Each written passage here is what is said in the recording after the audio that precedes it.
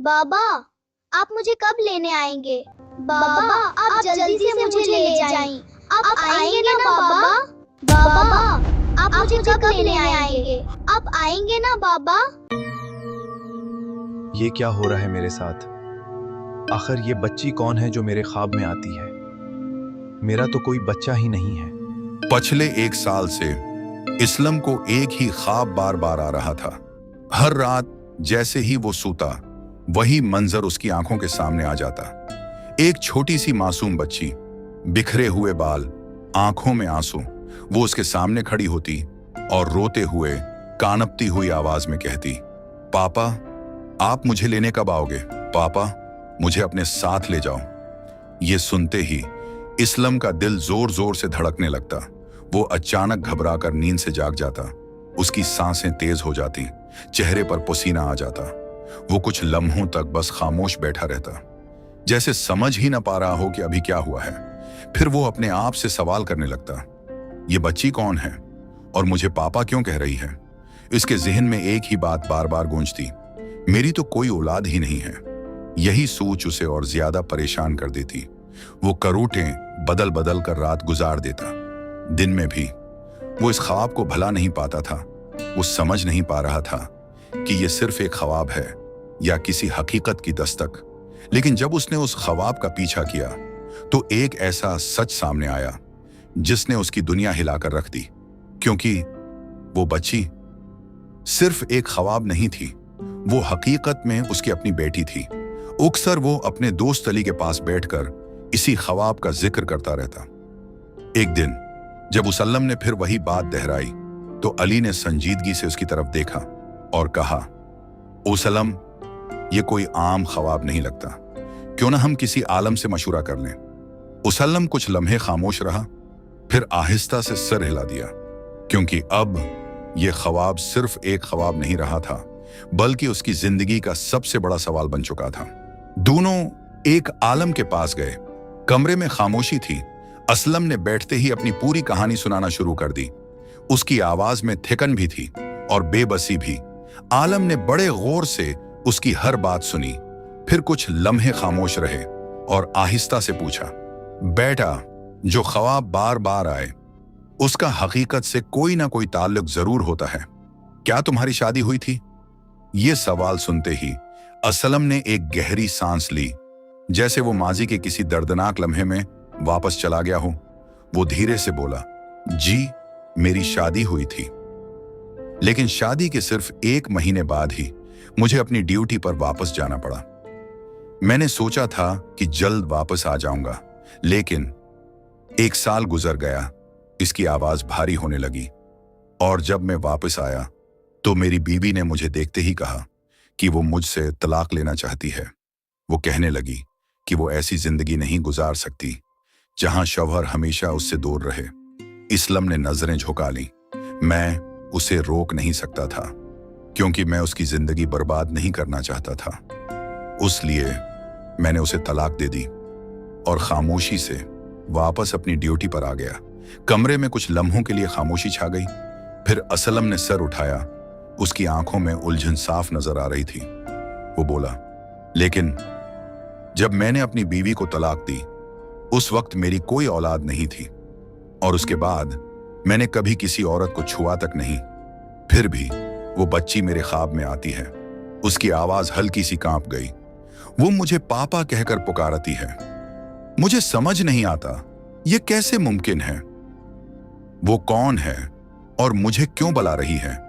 یہ کہتے کہتے اسلم کی آواز میں بے بسی صاف جھلک رہی تھی اور اس کی آنکھوں میں سینکڑوں سوال تیر رہے تھے۔ یہ سب سن کر عالم کچھ لمحوں کے لیے خاموش ہو گیا، جیسے وہ کسی گہری سوچ میں ڈوب گیا ہو۔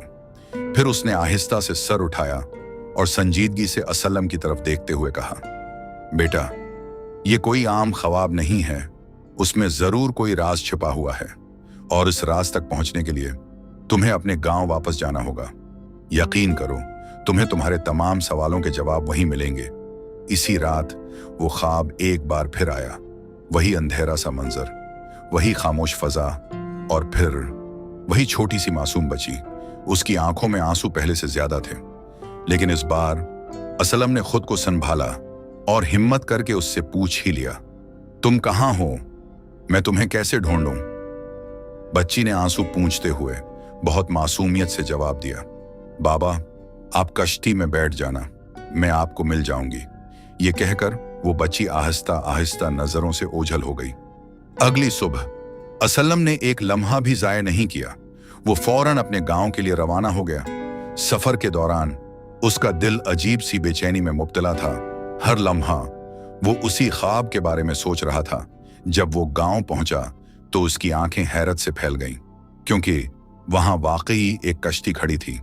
असलम कुछ लम्हे वहीं खड़ा रहा, फिर आहिस्ता आहिस्ता आगे बढ़ा और बगैर कुछ सोचे इस कश्ती में जाकर बैठ गया।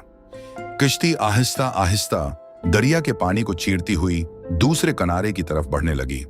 हवा में एक अजीब सी खामोशी थी और असलम का दिल हर गुजरते लम्हे के साथ और तेजी से धड़क रहा था, जैसे वो किसी बड़ी हकीकत के करीब पहुंच रहा हो।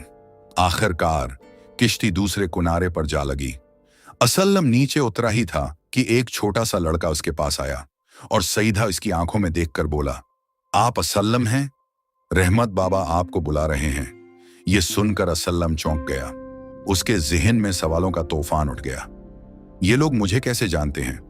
मगर वो खामोश रहा और इस लड़के के पीछे चल पड़ा। वो एक पुराने, सुनसान और खामोश घर में दाखिल हुए। घर के अंदर एक अजीब सी उदासी थी। कमरे में एक बूढ़ा, कमजोर और बीमार आदमी बस्तर पर लेटा हुआ था। इसकी सांसें हल्की हल्की चल रही थीं। उसने बमुश्किल हाथ उठाया और इशारे से असलम को अपने पास बुलाया। असलम आहिस्ता आहिस्ता उसके करीब गया। बूढ़े आदमी ने उसकी तरफ देखा और एक हल्की सी मुस्कुराहट के साथ बोला, असलम बेटा, शुक्र है तुम आ गए। मैं तुम्हारा ही इंतजार कर रहा था। असलम हैरत से उसे देख रहा था। बूढ़े ने कांपती हुई आवाज में कहा, मरने से पहले मुझे तुम्हारी इमानत तुम्हें वापस करनी थी। ये सुनकर असलम के चेहरे पर हैरत छा गई। वो बेअख्तियार बोला, अमानत? कौन सी अमानत? बूढ़े आदमी की आंखों में आंसू भर आए। उसने लरजती हुई आवाज में कहा, तुम्हारी बेटी मेरे पास है। ये अल्फाज सुनते ही असलम के कदमों तले जमीन निकल गई। उसकी सांस रक सी गई। उसकी आवाज कांपने लगी, मेरी बेटी? लेकिन मेरी तो कोई औलाद नहीं। वो बूढ़े आदमी को हैरत और बेयकीनी से देख रहा था, जैसे उसे यकीन ही ना आ रहा हो कि वो क्या सुन रहा है। तब रहमत बाबा ने गहरी सांस ली और 3 साल पुरानी हकीकत बयान करनी शुरू की। एक दिन मैंने देखा कि एक औरत एक नन्ही सी मासूम बच्ची को दरिया में फेंकने आई थी। मैं फौरन उसके पास गया और उसे रोका। मैंने हैरत से पूछा कि तुम ये क्या करने जा रही हो? तो उसने नहायत सर्द लहजे में जवाब दिया, उसका बाप तो फौज में चला जाता है और मैं सारी जिंदगी उसके बच्चे पालती रहूंगी। मैं ऐसी जिंदगी नहीं गुजार सकती। वो कहने लगी कि वो इस बच्ची को खत्म कर देगी और बाद में तलाक लेकर किसी और से शादी कर लेगी। मैंने उसे बहुत समझाया कि यह बहुत बड़ा जुल्म है, ऐसा मत करो। अगर कुल को उस बच्ची का बाप तुमसे आकर उसके बारे में पूछेगा तो तुम क्या जवाब दोगी? ये सुनकर वो औरत हल्का सा मुस्कुराई और बोली, वो मुझसे कैसे पूछेगा जब उसे उसके बारे में पता ही नहीं। मैंने कभी उसे उस बच्ची के बारे में बताया ही नहीं और मैं नहीं चाहती कि यह बच्ची मेरी जिंदगी में रुकावट बने। ये कहते हुए उसकी आवाज में जरा भी पछतावा नहीं था। मैंने उसे बहुत मनते की कि इस मासूम जान पर रहम करो। आखिरकार वो इस बात पर मान गई कि वो बच्ची को दरिया में नहीं फेंकेगी। उसने उस बच्ची को एक दरख्त के नीचे रखा और बगैर पीछे देखे वहां से चली गई। मैं काफी देर तक दौर बैठा देखता रहा कि शायद कोई आकर उस बच्ची को ले जाए, लेकिन शाम हो गई, कोई नहीं आया।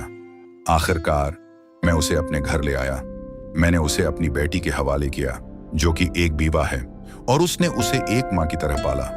ये सब सुनकर असलम की आंखों से आंसू बहने लगे। उसके दिल में दर्द का तूफान उठ चुका था।